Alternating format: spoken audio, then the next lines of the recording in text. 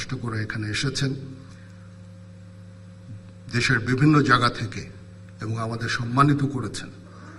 এই জন্য আমি ব্যক্তিগতভাবে আপনাদের কাছে কৃতজ্ঞ এবং সেনাবাহিনী অত্যন্ত কৃতজ্ঞ আপনাদের কাছে। আমি গভীরভাবে শ্রদ্ধা জানাচ্ছি মহান মুক্তিযুদ্ধে সকল বীর শহীদদের এবং তাদের রুহের মাগফিরাত কামনা করছি।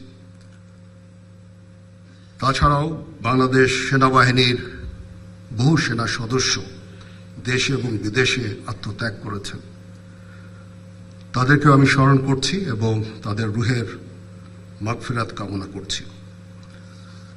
আজকে আপনারা বীর মুক্তিযোদ্ধা বৃন্দ আমাদের এখানে এসেছেন, আমাদের সম্মানিত করেছেন। আপনাদের ঋণ আমরা কোনোদিন